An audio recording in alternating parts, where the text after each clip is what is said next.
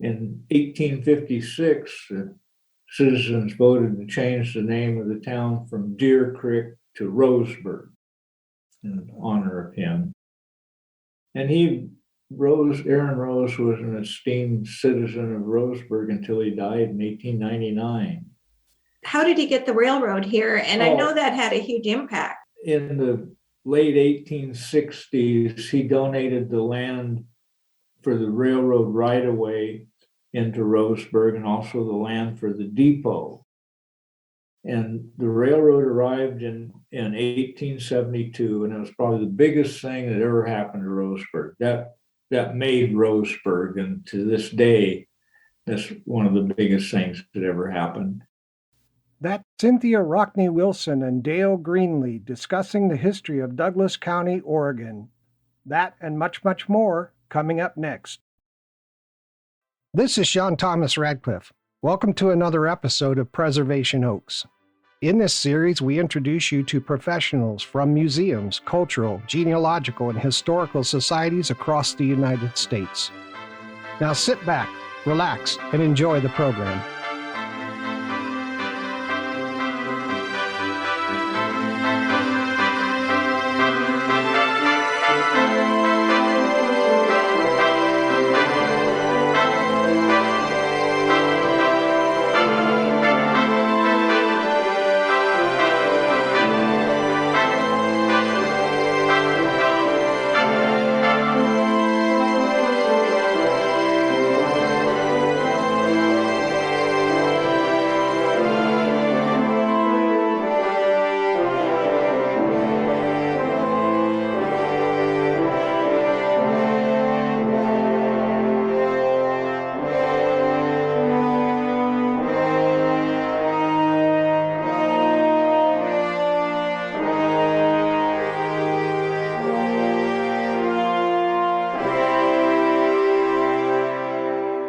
Across these United States, all across the world, you're listening to Preservation Oaks podcast here on MicroStream Radio.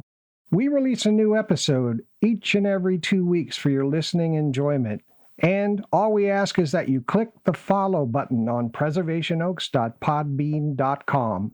This is Sean Radcliff, of course, coming to you from Salt Lake City, and this is Preservation Oaks, the internationally syndicated original talk program on MicroStream Radio, where we feature interviews with professionals from museums, cultural and heritage institutions, historical and genealogical societies across the United States.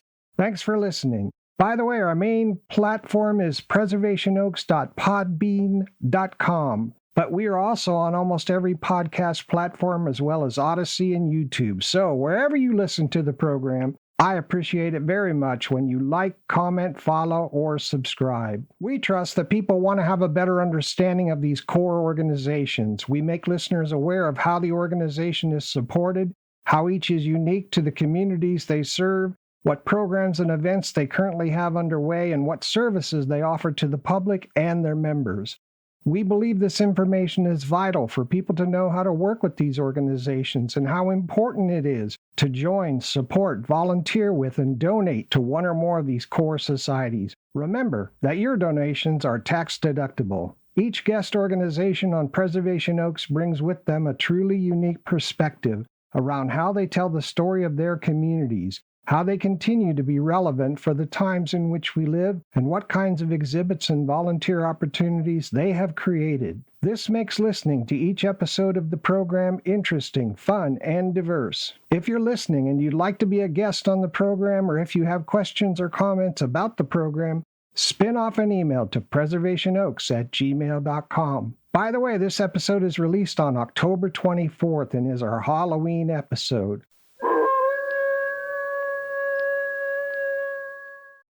All right, that being said, let's get this show snapping. Our historical events for this episode. Number 1, on October 1st, 1908, Henry Ford introduced the Model T car. This car cost about $825 back then. Number 2, I bet you all didn't know this. Pumpkin Spice Day. That's right, October 1st is annually celebrated as National Pumpkin Spice Day. It's been observed annually on October 1st since 2015. On October 4th, 1582, the Gregorian calendar took effect in Catholic country as Pope Gregory XIII issued a decree stating the day following Thursday, October 4th, 1582, would be Friday, October 15th, 1582, correcting a 10-day error accumulated by the Julian calendar. Britain and American colonies adopted the Gregorian calendar in 1752. When the world switched from the Julian calendar to the Gregorian calendar, in the Julian calendar, October was the 8th month, and that's how it got the name Octo or October. Octo means 8. When we all switched to the Gregorian calendar, it became the 10th month, but the name was not changed. October 2nd is International Coffee Day. October 8th is National Kick Butt Day. October 15th is National Grouch Day. And October 29th is National Cat Day. A couple of jokes. The first elephant says, "I hear you've been trying to trace your ancestors on the internet." The second elephant says, "Yes, and it's a mammoth task." An old Chinese proverb states, "To forget one's ancestors is to be a brook without a source, a tree without roots." Now you can email us anytime at preservationoaks@gmail.com. Preservation Oaks is available for listeners on nearly all podcast platforms as well as Facebook, Odyssey, and YouTube.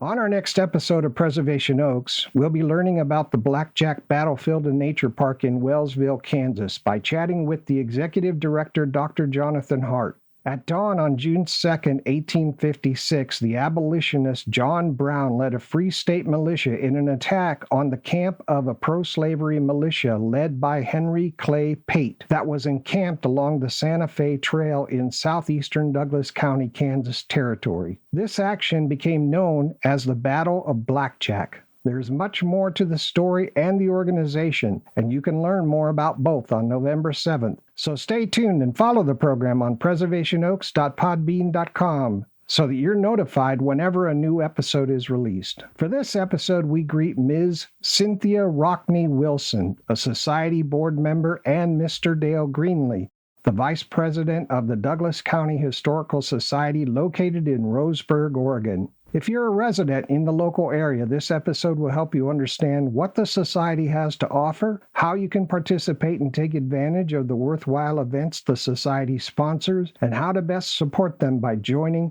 volunteering, and donating. Here's a brief biography of our guests, Dale and Cynthia. Cynthia Rockney Wilson worked as a private mortgage banker for over 35 years. After retiring in 2017, she worked as a board member of the Roseburg Oregon Downtown Association and the Douglas County Historical Society. She continues on the board of the Douglas County Historical Society and has used her love of gardening to create pollinator-friendly landscaping on the Floed-Lane House Museum property. She also writes the Letter from the Board quarterly communication to keep members updated on the Historical Society's current history.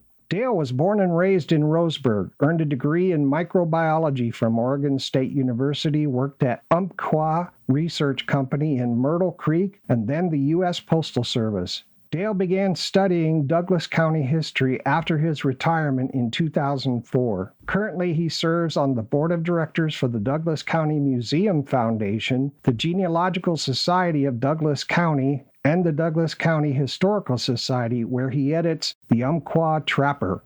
Welcome to the program, Cynthia and Dale. We're happy to be here. Well, thank you very much. You know, you've got a beautiful town there in Douglas County, and it is very historical and beautiful right there on that river. I forget what that river's called. The South Umpqua River. Umpqua. Where did Umpqua come from? Is that a Native American term? There's been debates over that for years. The Native Americans said it was a white man word, and the white men always assumed it was a Native American's word. But we found something very similar on old French maps from the 1500s, exploring maps. But nobody knows, nor will we ever know, where the word Umpqua came from. Okay. Can you discuss the history of Douglas County? How and when did it begin? Yeah, when Oregon was formed as a territory. All of southwestern Oregon, from the Calapooya Mountains to the Siskiyous, between the Cascades and the ocean, was known as Umpqua County.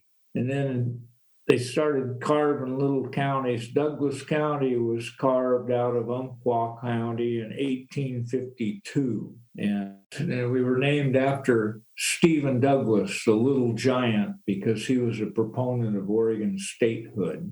What's interesting is Joseph Lane, whose house we take care of. He was the first territorial governor of the Umpqua area, which was huge, huge, huge. The territory was. The territory was from the tip of upper end of Vancouver Island clear down to the California border to the Rockies. That was the Oregon territory. It took in parts of Montana, Idaho, Nevada. Wow. Right. So he was governor of a very large chunk of America, the first when Oregon was a territory. About what time did Douglas County start? 1852 was when it was carved from Umpqua County. Okay, it's very cool. And at that point, were there Native Americans in the county? There were Native Americans here, but the population was a remnant population because the Hudson Bay and American Fur, all the trappers that came here in the 1820s brought with them measles and all sorts of diseases the native populations had no resistance to, and they just wiped them out. By the time we came here as settlers, there was just a struggling remnant population. They were far below what they had been before the trappers came in the 1820s. Okay. Can you discuss the history of Roseburg? How did it begin? What was its history? 1851, a man named Aaron Rose filed a donation land claim on 640 acres here where Deer Creek flows into the South Umpqua. And he expressly wanted to make a community. And it was on the line where the gold miners were all fleeing down to California after the gold rush of 1849. But he started selling off lots for businesses and people. He donated land for the school. He donated land and money for the courthouse. And in 1856, the citizens voted to change the name of the town from Deer Creek to Roseburg in honor of him. And Aaron Rose was an esteemed citizen of Roseburg until he died in 1899. And that's how Roseburg got started. How did he get the railroad here? And I know that had a huge impact. Yeah, that's where I was going. In the late 1860s, he donated the land for the railroad right-of-way into Roseburg and also the land for the depot. And the railroad arrived in 1872, and it was probably the biggest thing that ever happened to Roseburg. That made Roseburg, and to this day, that's one of the biggest things that ever happened. Ben Holiday ran out of money, and the rail it was coming from Portland, and it ended in Roseburg.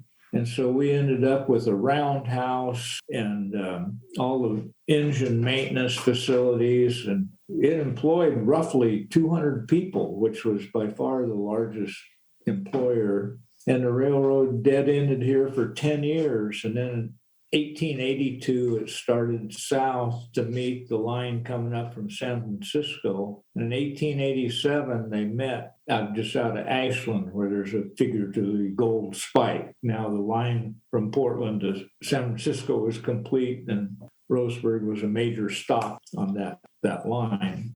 Aaron Rose made this place go. And without the railroad, Roseburg may not have grown and prospered. Oh, yeah, without the railroad, Roseburg, because it was also important, and that was the Coos Bay Wagon Road that went from Roseburg through the Coast Range to the ocean at Coos Bay. So we had access to a port, and the port had access to a rail that way. So the Coos Bay Wagon Road was a big part of Roseburg's history and the success of it. Wow. And Roseburg is the county seat of Douglas County. Douglas County has many different cities, and in our community that the Douglas County Historical Society supports. Yeah, Douglas County is the only county in the nation that's defined by a watershed. Its boundaries are the entire watershed of the Umpqua River system. And that's the domain of the Douglas County Historical Society. We try to keep that history recorded and alive and let people know about it. Fantastic. Well, speaking of the Historical Society, what's the history of the Douglas County Historical Society? When did it start? Why did it start? What are some of the great events or milestones in its timeline? It was formed in 1953.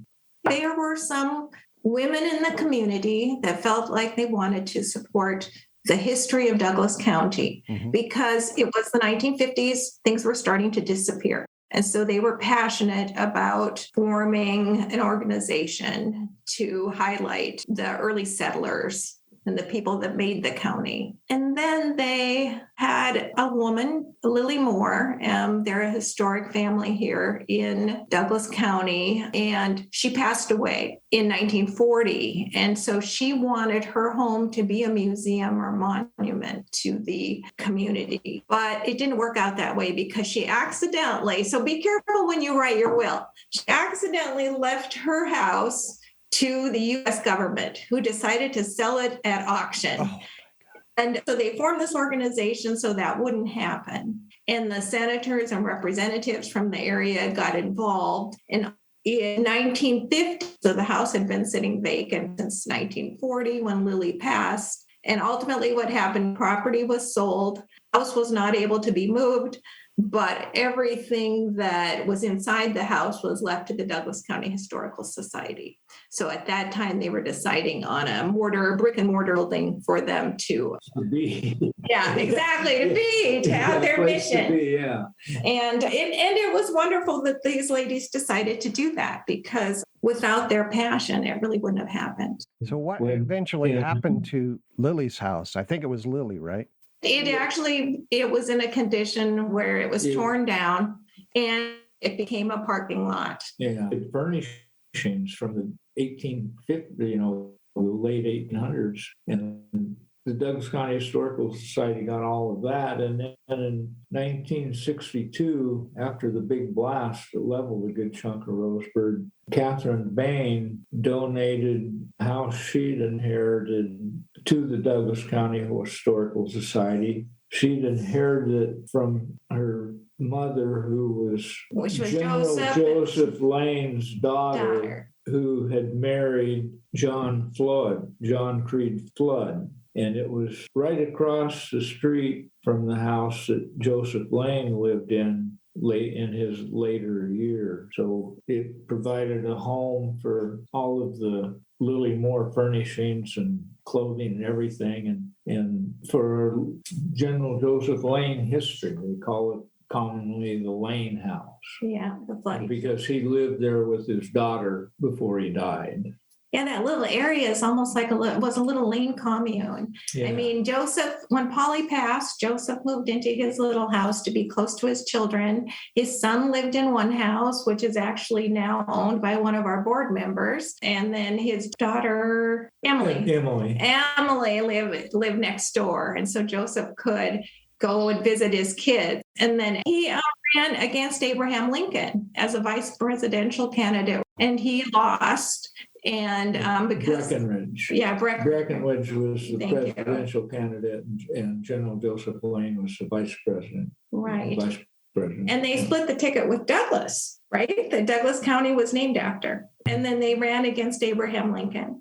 I'm trying to remember. What they had done is they'd split the Southern and Northern Democrats. Yeah, they split them and enabled Lincoln to win. Yes, which is to our country's advantage at keeping the Union together. But after that, Joseph's political career was done. And so he retired to Roseburg and lived with Polly in Winchester area. There was a time it was called Strawberry Hill. It's east of Roseburg, probably 10 miles. They call it Lane Mountain now. It's an area east of Roseburg and southwest of Glide.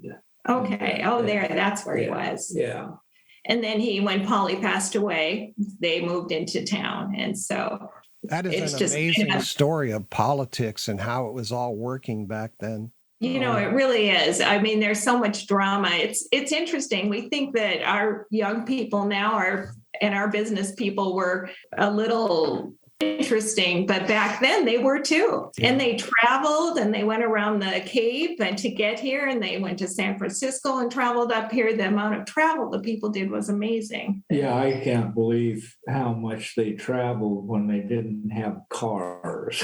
Right. Yeah, they traveled long distances on horseback and on foot and with wagon. And when I read these accounts and following certain people through our history, they moved around a lot. They did. They didn't find I always figured they'd find a homestead and stay there. No, they'd be there for a couple of years and then they'd swap for somebody else's and move off. Yeah, that was one of the biggest surprises for me too. We were lucky to get the house from Catherine, and then the whole community was behind it. And so the Painters Union, they donated their time, they painted it, they decorated the inside, they moved, all of Lily Moore's things and furnishings. The Lane family donated a bunch of furnishings for the home, and it was quite the museum at the time for the community. And then Douglas County itself and another group, part of the Historical Society, decided to build a museum, an actual museum outside of the downtown area. And so that museum is a wonderful place to visit. It's got state-of-the-art exhibits and preservation. And our organization now is concentrating on keeping the house open and our few treasures. And then we have a publication called the Umpqua Trapper, and Dale is the editor, and it comes out quarterly, and it's been in continuous publication since 1965. 1965, quarterly, never missed an issue, even through COVID. Over the years, so many people have researched and written stories. It's a treasure trove of Douglas County history. There's, like over 220 volumes of it, all just Douglas County history. You guys are so lucky to have that. That is amazing. Yeah, it's quite a legacy to inherit.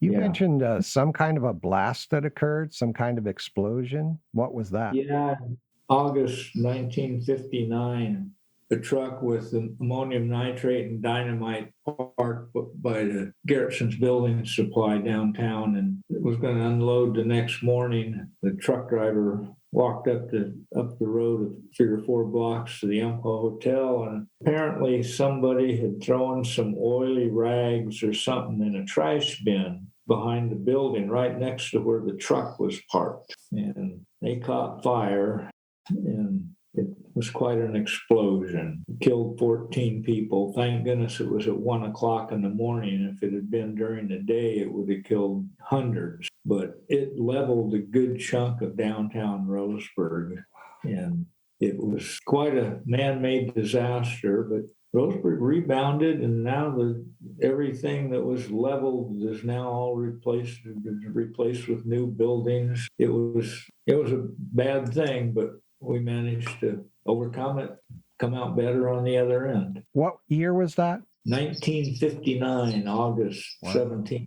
So it was after the Historical Society had already started. Yeah. And that's why we got the house. That's one of the reasons that Catherine Bain donated the house, is because it was in the blast zone, and just the presence of some railroad cars on the tracks kept it from being leveled.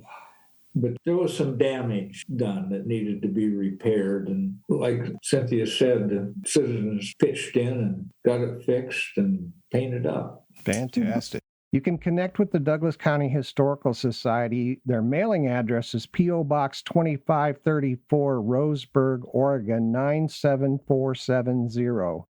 You can visit them at the Floed-Lane House, 544 Douglas Avenue, Roseburg, Oregon, 97470. You can call them at 541-672-4386. You can email them at dchs.oregon@gmail.com. Their website is douglascountyhistoricalsociety.org, and they're on Facebook as the Douglas County Historical Society. All that sound good? Yes, except it's Southeast Douglas. Instead of just Douglas, it's the prefix Southeast Douglas is the address of the house. Thank you very much for that. Can you guys please provide the audience with an overview of the communities you serve, the variety of your membership, and the mission and objectives of your society? Sure, I'll speak to our membership, and Dale can definitely speak to the communities. It's surprising, and I think it's probably because people have moved away and they want to keep in touch with what's happening in Douglas County. Because we have a surprising number of members from out of state. And then we have quite a few libraries and universities that are members. So those are throughout the country. We provide free membership to all the schools in the Douglas County area. And there are other historic organizations in Douglas County. There's a wonderful organization in southern Douglas County also, but we seem to be the one that's been around the longest, and the information we provide is attractive to people for all over the country. Yeah, there's university libraries subscribe to the Trapper, like Yale University and Princeton. Yeah. So we've spread Douglas County history as far and wide as we can. We're trying. I was born and raised here. When I grew up, we were past the railroad phases. We even lost passenger service. We didn't have that anymore.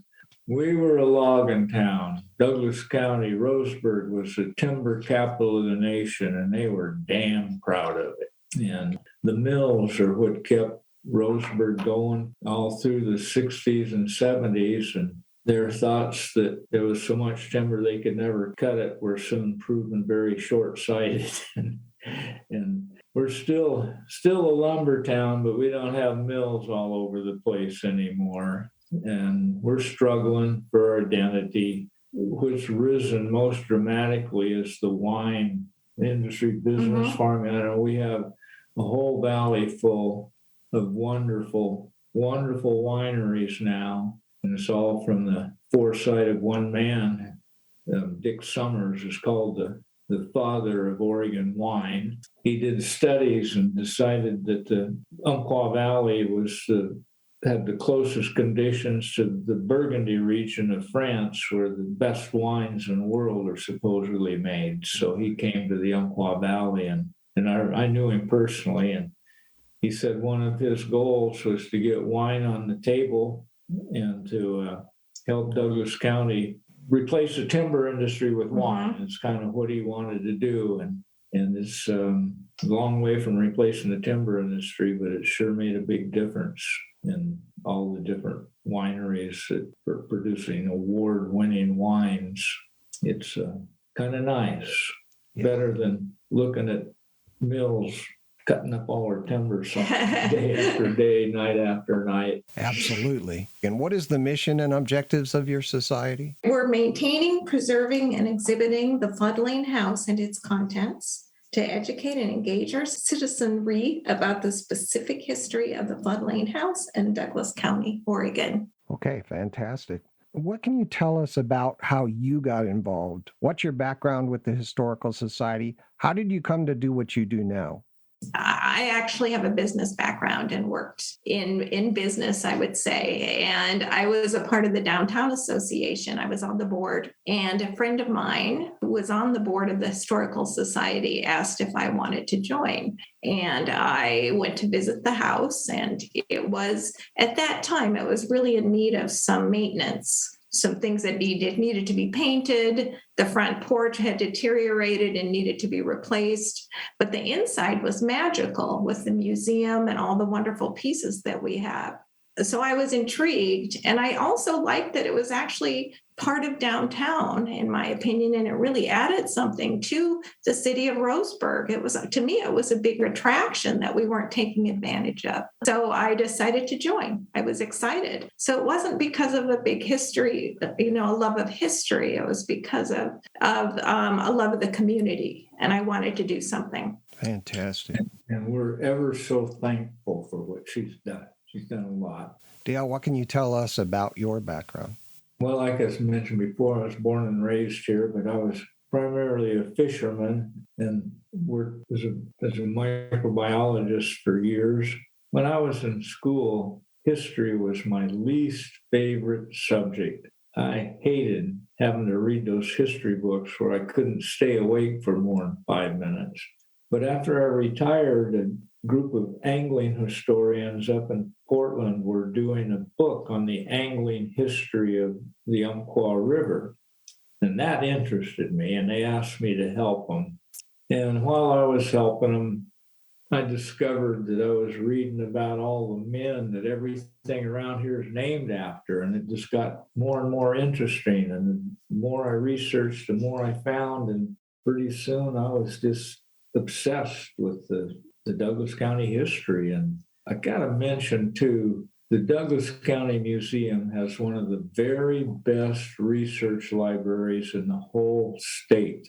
There is a ton of information. George Abdill, who was originally with the Douglas County Historical Society, and the man that started the Umpqua Trapper in 1965, he was the first editor and writer for it. He later became the executive director of the Douglas County Museum when they opened it. And he had collected incredible documentations of all sorts of stuff. Their research library, man, if there's something happened in Douglas County or somebody that was here doing something, you can find it. Anyway, that's kind of how I ended up with the Douglas County Historical Society. It was through the research that made me interested in Douglas County history. That is very cool. Thank you for that, Dale. It's time for our first break for a few minutes. All right, listeners, we'll be right back after these important messages.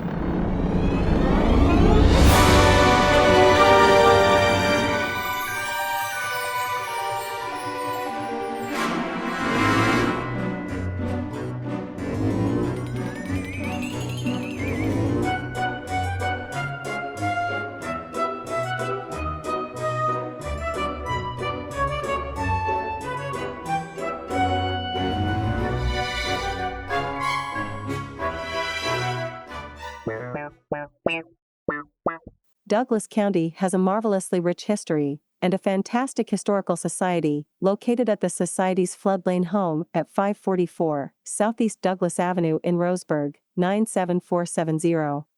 They have a beautiful butterfly garden and many historic artifacts from Douglas County. It's worth a visit today.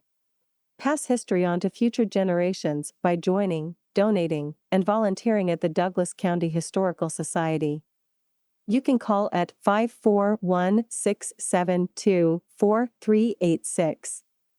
Learn more about the Society, museum hours, and much more at douglascountyhistoricalsociety.org.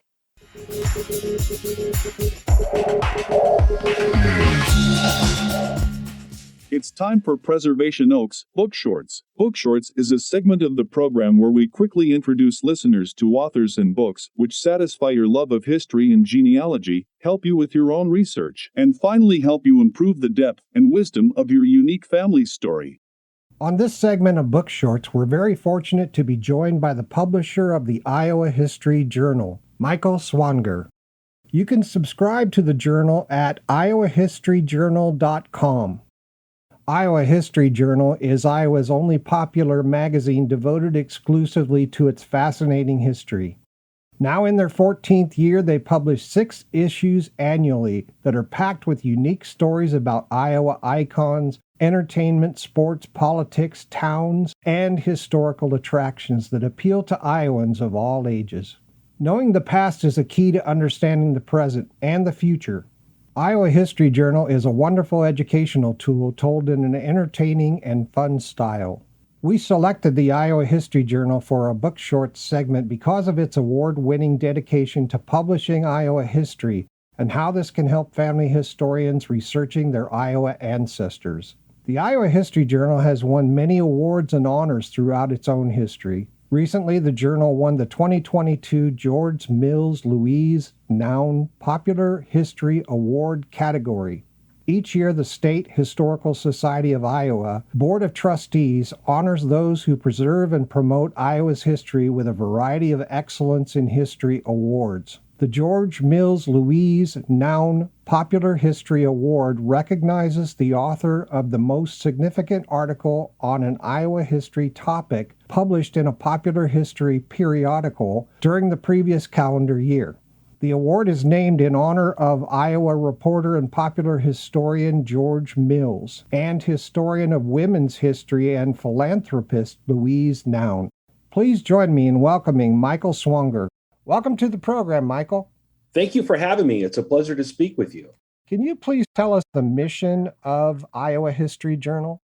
You bet. We are the only statewide popular magazine devoted exclusively to Iowa's history. And in a nutshell, our mission is to educate Iowans about our rich and fascinating history. I think that as Iowans, we have an inherent inferiority complex about our past. We don't think that we're that exciting, where some states, for example, if you meet someone from Texas, they're quite familiar with their state's history and very proud of it. But in Iowa, it's not always that case. We don't think that anything interesting or someone that interesting or special has come from Iowa, and it's just simply not true. And so we're trying to do the big work as a small business of informing Iowans of all ages across the state about all the incredible things that have taken place in our state and the incredible people who have come from it. We publish 6 issues a year, Sean, and I learn something new every time. I'm a former longtime newspaper editor and reporter, and one of the things I love about the work that I do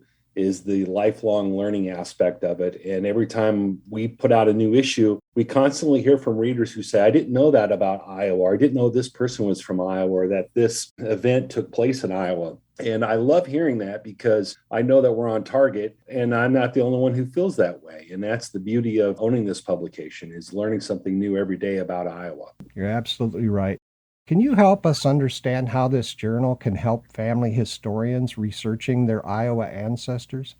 That's a good question. Now, admittedly, we do not publish family histories per se. I do get asked occasionally from readers who have submitted their family histories, and we don't typically publish those. What I will say, however, is that of the many people, places, events that we have written about in our 14 years, as you can imagine, those people, places, events have intersected with the lives of thousands of Iowans across the state. And so in some ways, it really does help not only bring into the fold things that have happened that people may have forgotten about, but maybe they'll realize that their family has had a connection to the things that we're writing about. And we often hear from readers who say, oh, my mother used to work at that company, or my father was friends with this person, or something to that effect. And what we hope is that it sparks a conversation within their own homes about their own family history, so that they start paying more attention to that and writing it down. One of the things that I will say, and you're probably quite familiar with this idea, is that it seems like whenever we lose someone that we love, we wish that we would have talked to them more about our family's history. And that happened to me 2 years ago when my mother died. And I wrote a column about it in Iowa History Journal about using that as kind of a springboard to remind people to talk to their parents and their grandparents, to start writing down their family history, because it's important. Because as you know, once you lose a valuable member of your family, you lose a lot of personal family history. So you want to capture that while you can. Yeah, absolutely. Where's the best place to pick up a copy of the Iowa History Journal, and how can somebody subscribe so they get it mailed to their home? You bet. Single issues are sold on the racks at most Hy-Vee and Fairway stores in Iowa, as well as Walmart, and now every Barnes & Noble in Iowa, Mills Fleet Farm, and some other outlets. You can also go to our website, iowahistoryjournal.com, to subscribe or buy single issues and our collectible back issues. And they can even call us. We're a small family-owned business. I answer the phone. They can call us at 515-490-7325. Happy to help them subscribe or give a gift subscription. It's a great gift. Fantastic. Thank you so much for that. Listeners, pick up a copy of the Iowa History Journal on newsstands or at checkout aisles all across Iowa. Better yet, subscribe to the Iowa History Journal at iowahistoryjournal.com, and you'll receive 6 jam-packed issues annually, delivered right to your mailbox. This excellent journal, containing interesting articles about the history of Iowa, can help you understand more about your Iowa ancestors and the lives they led. Michael, I'd like to thank you for your time today and for the Iowa History Journal. Thank you for what you do. It's a pleasure speaking with you. Have a great rest of your day. You too. See you all next time on Book Shorts.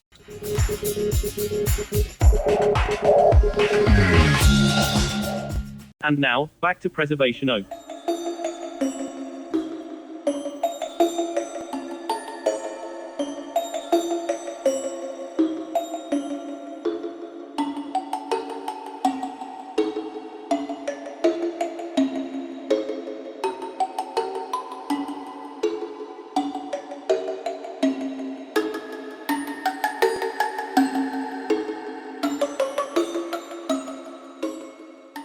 All right, welcome back to Preservation Oaks. I'm your host, Sean Radcliff, and we're here today with Cynthia Wilson and Dale Greenley from the Douglas County Historical Society in Roseburg, Oregon. Happy Halloween to everybody across the world.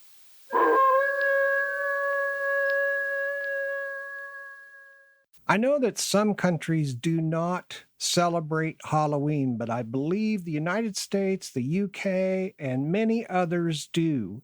And including some of the Scandinavian countries. So happy Halloween, everybody. Guys, let's pick up where we left off. Welcome back. Thanks. Yeah, thank you. Dale and Cynthia, what's coming up on the horizon for the Historical Society? Where are you guys headed next?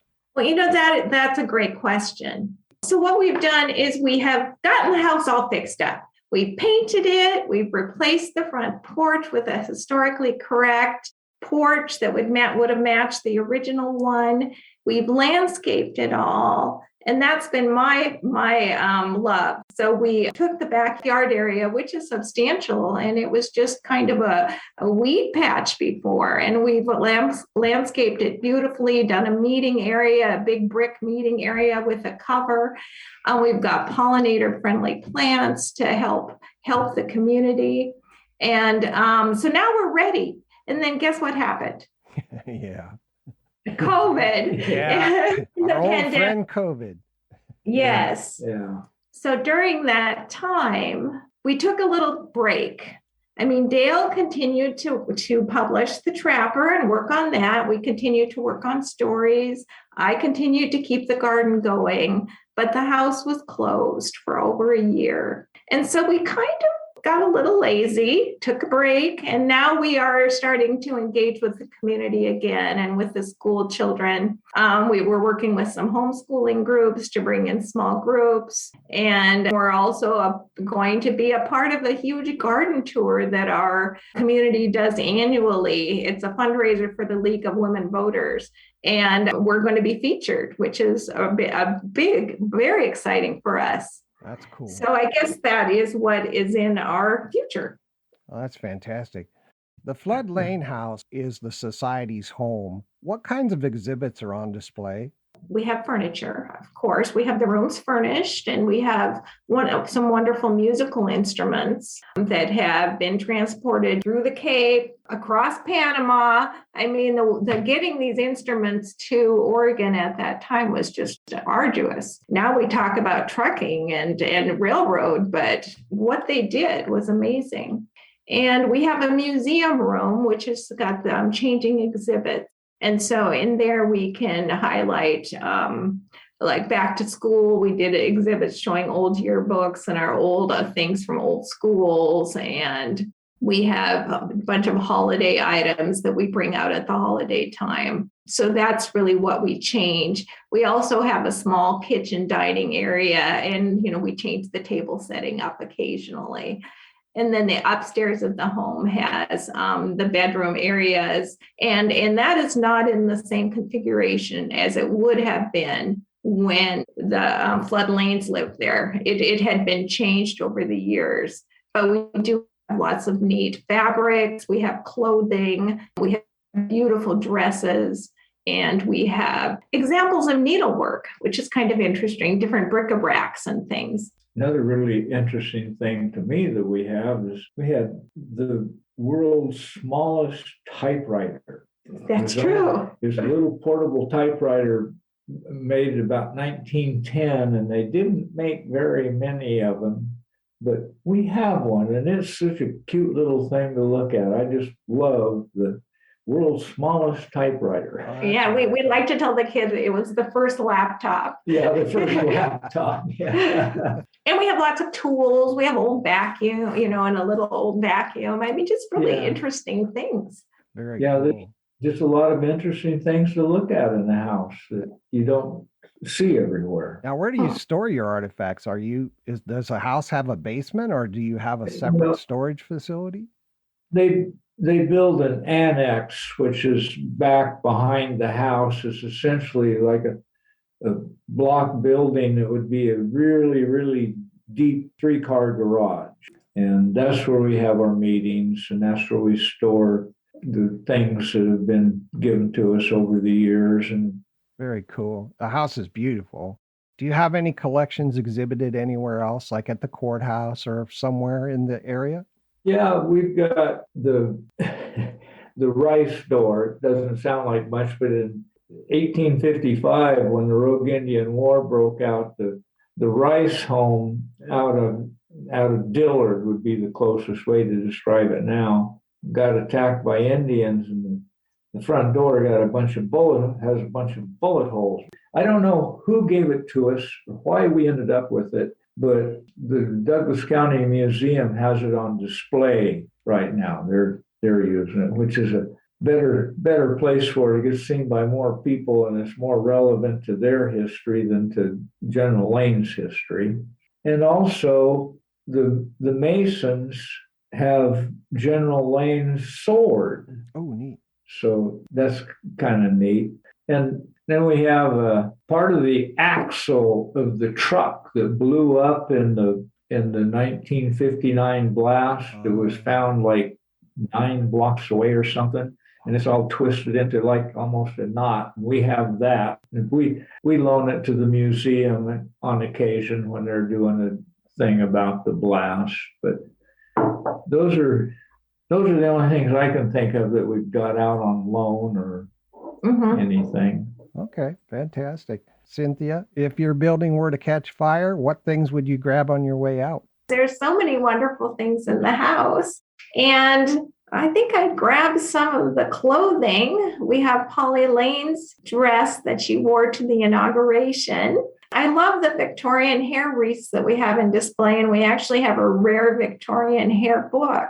And those are things that just can't be replaced. Those are pieces of people, actually. It's their hair. So those are the things that I would grab. People used to do things with hair, and you said you have a hair book? We have a hair book, and we have a couple of hair wreaths. And we actually have a photograph of the people that we have the hair from in the wreath.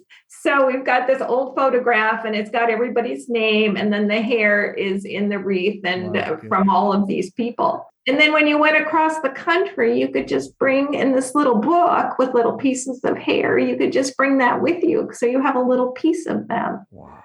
You realize that someday you'll be able to take that hair and clone that person back? I know. I thought about that and all DNA and all of these implications. So I have to grab that. Oh, yeah.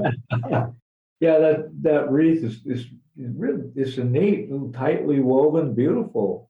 It's an interesting artifact. Dale, what about you? What would you grab on the way out? Yeah, some of those instruments that came around the horn and came from Scottsburg on a trail before there was a road on the back of a mule, that just astounds me. Now around the horn, to people who don't know, means that the ship had to sail from somewhere outside of the United States, like in Europe or something, and they had to sail around, close to Antarctica, down around South America, and then come up. Is that right? Yeah, they had to sail. This was all before the Panama Canal, so they had to sail clear down around the tip of South America, Terra del Fuego, and it was a nasty journey. A lot of ships didn't make it around the Horn because the weather and water were nasty. It was a perilous journey. That is amazing. You're right. But how do I grab an organ and head out the door with it? You're going to be awfully strong. He's got superpowers. Yeah, we've got an artifact that really means a lot to me more than anything else. There was an Umpqua Academy here that was one of the most significant educational institution on the West Coast at one time. At the 1900, they had a reunion, all members reunion, and got every West Coast governor and half the senators and half the doctors and lawyers were all graduates of the Umpqua Academy. Oh, cool. And we've got the key to the front door of that academy. And I think that's kind of neat. Unfortunately, it's one of the things that probably would survive a fire, an old cast iron key. Always retrieved. That is very cool. Thank you. What kind of funding model supports the society? What are your funding goals at this time? We don't get any public funding at all. We once received a little bit, but that's been gone for years and years and years. And I think that caught us off guard. It came with the decline of the timber industry. Once all that money stopped coming into the county, they had to tighten their belt. Mm-hmm. And so we rely entirely on donations, and that's it. And every year we send out the letter and we say we want to stay open for another year. And the people have been amazingly generous, and we are thrilled because we are able to stay afloat and keep everything maintained. And we received quite a few donations for the garden this year, which was wonderful. We also can write grants, and we've been pretty successful. So the problem with that is you do need people to write them, and that's just not that fun. And so we struggle with finding people to write grants. But other than that, we do have Amazon Smile, but it's not a big part of our income. And luckily, we don't need a lot to survive. I mean, we're maintaining this home, and we are doing the Umpqua Trapper, which Dale has been able to figure out how to publish on a shoestring. And so we are still in business, which is great. That is great, considering the history of what you're protecting and what you're offering the public. So I know you mentioned that you have a holiday open house around Christmas time. What other types of fundraising activities or opportunities does your society offer? We have the holiday event. We have a Mother's Day event. We have a summer event. We have quite a few things happening at the house, but we don't charge. Yeah, we don't try to make fundraisers out of them. We just try to attract people. Yep. Right. So and interest. I think that's more important to us. We need to attract interest. What keeps us going is other people's interest in what we're doing. I think that we need to come up with something that would be a fundraiser, some kind of a fundraiser account. I don't know what, and we've always done everything for free, just trying to keep the interest of the people. We never think about charging money for anything. And the things we do, and our budget is pretty manageable with just our members, that we can kind of concentrate on that. We're not growing physically. The building is there, the garden is there. We're in that maintaining zone. But I guess we're expanding as far as interest in the community, and we really need to do that with the kids and the youth and the schools. So that is really what we're concentrating on. And that doesn't take a lot of money. It just takes people and energy. Yep. So you mentioned school children, doing work with school children. You have the holiday open house. What kind of other outreach and education does the society undertake within the community? There's been a couple, 3 different organizations that have called for presentations on Roseburg history. And I've been going in the name of the Douglas County Historical Society and presenting these programs on Douglas County history. And that's one of the things I want to do to promote the Douglas County Historical Society is just give programs to different organizations around town and let them know we're alive and kicking. I think that's great. Dale was a big part of the city of Roseburg had 150th anniversary. And so Dale was a big part of that because he knows so much about the history of this area. So we are just blessed to have him. Well, guys, I know you have the Trapper newsletter, and that's fantastic that it's gone on so long and it's such a valuable resource. But how do you keep the community informed about the progress of the society in achieving its goals and its mission? We do write a quarterly letter that goes out to our members that says what we've been doing. So our recent history, because of course, Douglas County history isn't just the old stuff. We're making history every day. And so we write that. So we tell everybody what we're doing. We also have Facebook and we keep everybody updated through Facebook. And that's probably our main thing that we've been doing. We try to post on that thing daily and let folks know. I post about the garden, and Maria, who's our main volunteer at the house and a board member and a co-president, she also is keeping everybody aware of what we're up to in the house itself. Okay, fantastic. Thank you for that. Cynthia and Dale, it's time for us to take our second break for a few minutes. We'll be right back to Preservation Oaks with Sean Thomas Radcliff after these important messages.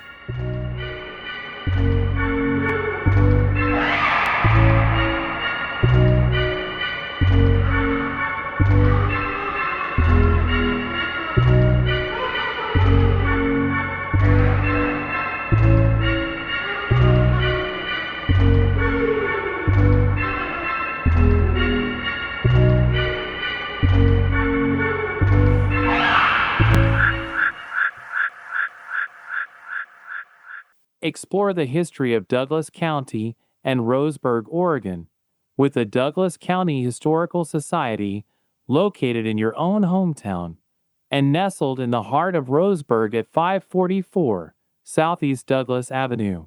Bring your family, bring a friend, or just come on down to the Floed-Lane home. You can call at 541-672-4386.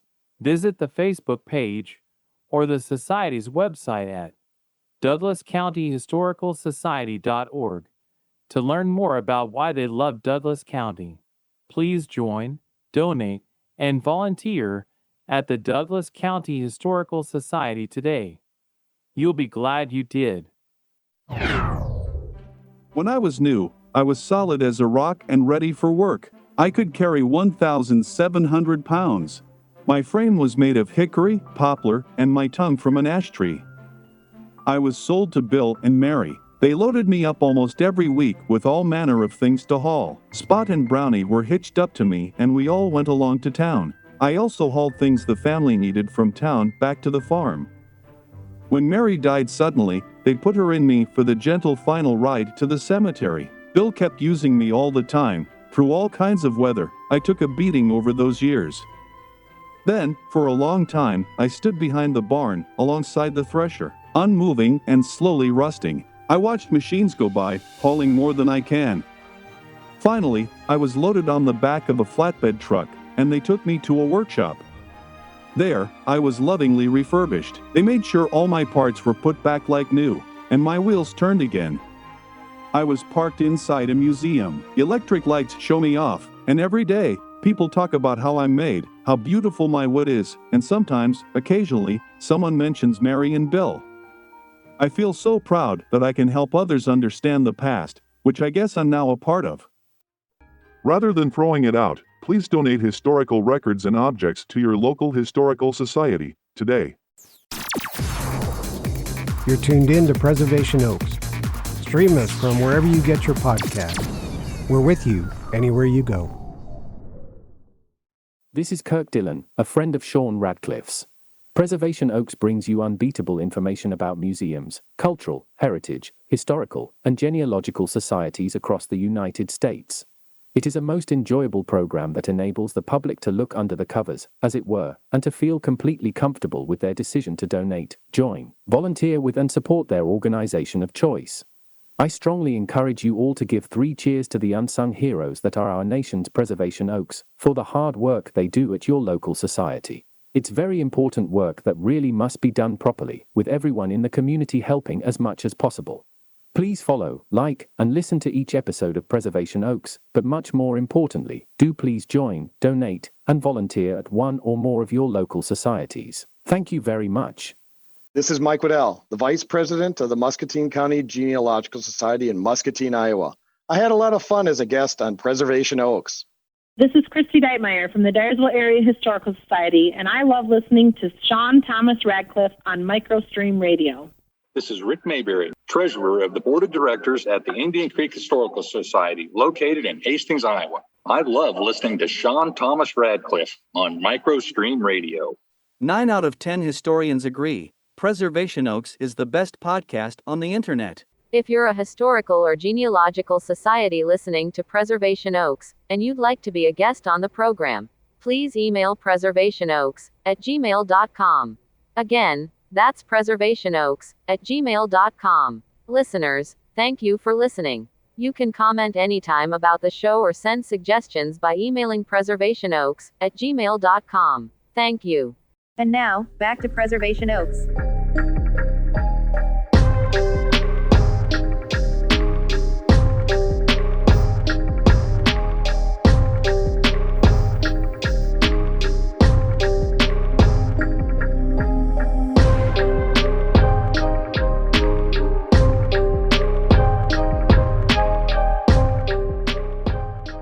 Oh, spooky music. Happy Halloween.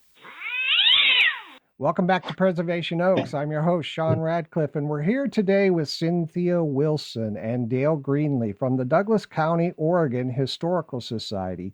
They're in Roseburg, Oregon. Let's pick up where we left off. We've learned so much, and this has been great. Thank you for the information you provided, guys, and all about the area and your society. And welcome back, Cynthia and Dale. We're happy to be back. All right. What kinds of volunteer opportunities does the society have for members and the public? Well, this is wonderful because if you have a passion, you can do it through the Historical Society. You can become a published writer. If you're a handyman, we've got all sorts of handyman projects. Marketing. We have a new gal who she was a marketer and she's recently retired and moved to the area and she can help us with our marketing. Oh, yeah, and she's excited about that. So you really, what's the word? You can be powerful in our organization. Yeah, we need all sorts of help. We do. Yes. We do. If you've got some kind of a skill or talent or just an interest in history, we got stuff you can do. You've taken people on tours of the house or theater. Yeah, you can do what you want. And that's it. We don't have egos, really. We're just happy to let you do something exciting with Douglas County history and our resources. Fantastic.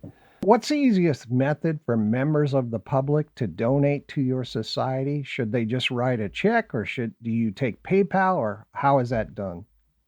Right now, just write a check. We are in the process of getting our website updated to where we hope we can process memberships and take donations over the website. Right now, we can't. Okay, fantastic. So mail that check in to P.O. Box 2534, Roseburg, Oregon 97470. I want to give the contact information for the society one more time here. So folks, you can contact the Douglas County Historical Society at their mailing address at P.O. Box 2534, Roseburg, Oregon 97470. You can visit them, and I hope you do, at the Floed-Lane House, 544 Southeast Douglas Avenue, Roseburg, Oregon 97470. Easy to put into your Google Maps and get directions. Their phone number is 541-672-4386. Email address is dchs.oregon@gmail.com. Their website is douglascountyhistoricalsociety.org. And Dale said that this website is going to even get better. They're working on it. And you can find them on Facebook at Douglas County Historical Society in Oregon. That sounds great. Yes, thank you. You bet. Can you tell the audience about any current initiatives or needs of the society that you really want people in your area to know about and support? I think our biggest need is for more volunteers. I mean, we are running a pretty skinny crew to keep everything going. And every volunteer is extremely appreciated. We've got about 7 volunteers that work in the garden, off and on, some more than others. And we've got about the same number that work in the house. And we have no paid employees. So I think volunteers is our main initiative. So What I'd say too. Dale, did you want to say something? Well, you can talk about your writing the Umpqua Trapper. I mean, he has very little help. Occasionally somebody will do an article for him, but he's pretty much running the show and writing this thing. It's pretty impressive. Yeah, I'd love to have people come and tell me their stories.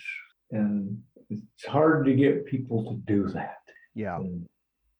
Or if there's something in our past that they're interested in, if they would write about it, man, I'll help them and we'll get them published. But I want to get as much information about our past in that trapper as I possibly can.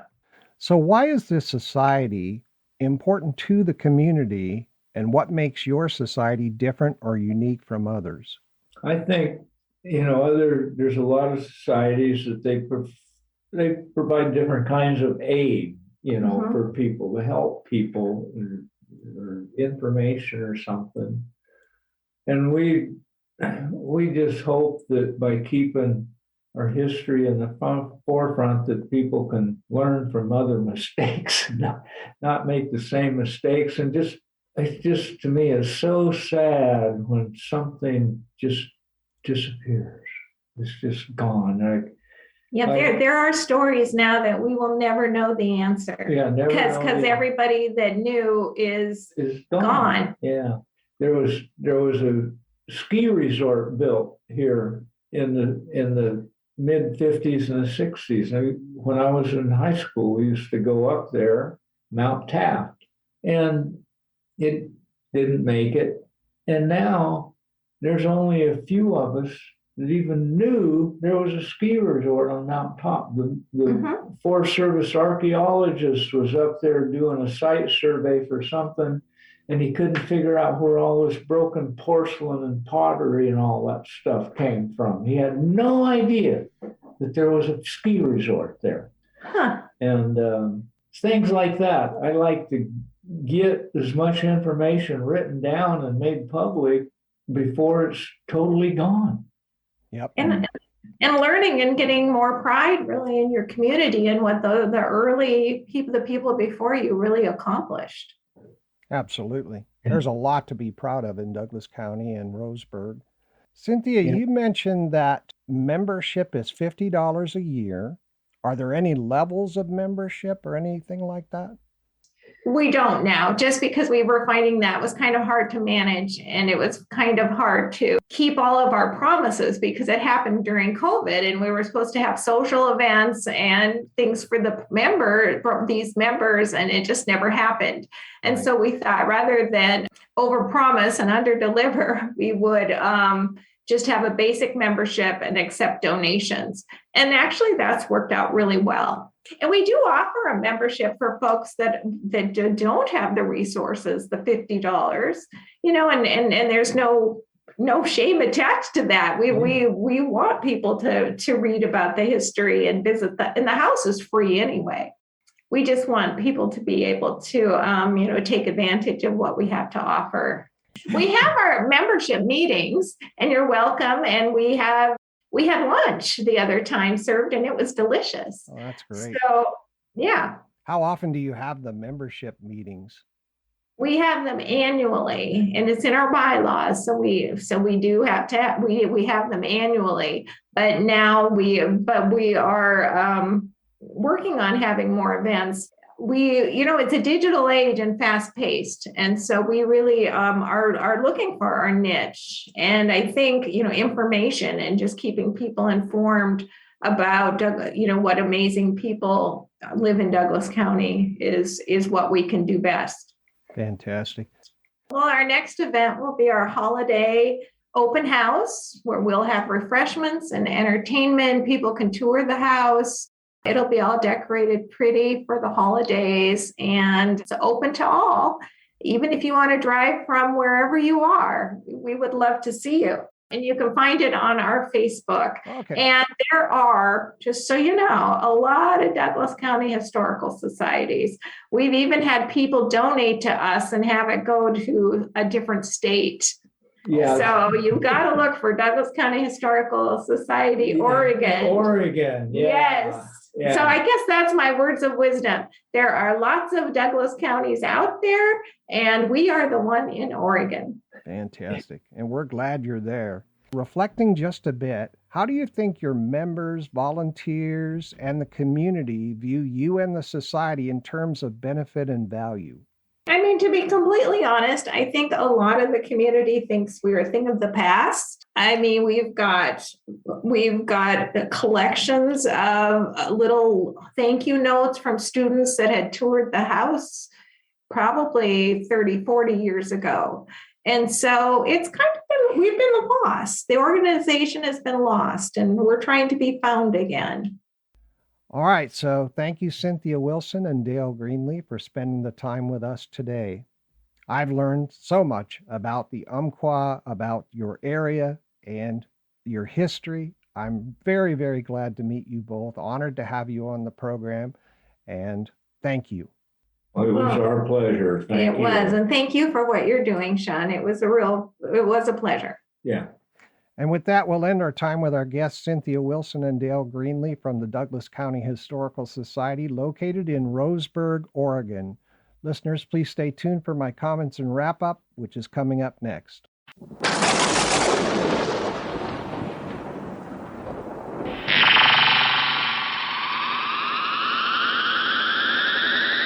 This program will now pause for universal identification.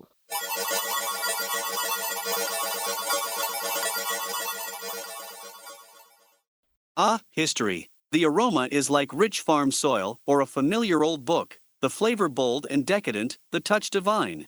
And the stories? Yes, the stories are luxury simply defined. Introducing Preservation Oaks, a program featuring museums, cultural and heritage institutions, historical and genealogical societies across the United States. If you think you're familiar with the stories of history, you haven't experienced listening to Preservation Oaks, the program that invites you to experience each unique episode featuring professionals from these essential organizations. Select any episode from wherever you get your podcasts, then sit back and enjoy the luxury of history. No worries, because the enjoyment's on us. This is Ruth Armstrong from the Genealogical Society of Lynn County, Iowa, located in Cedar Rapids, and I listen to Sean Thomas Radcliff and Preservation Oaks on MicroStream Radio. And now, back to Preservation Oaks.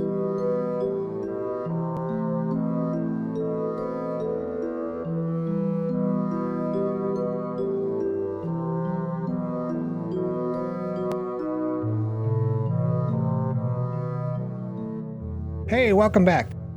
The Douglas County, Oregon Historical Society is a long-standing society dedicated to preserving the history of Douglas County. After a couple of years of pandemic, it's gratifying to learn from Cynthia and Dale that the Douglas County Historical Society is awakening again to serve the community.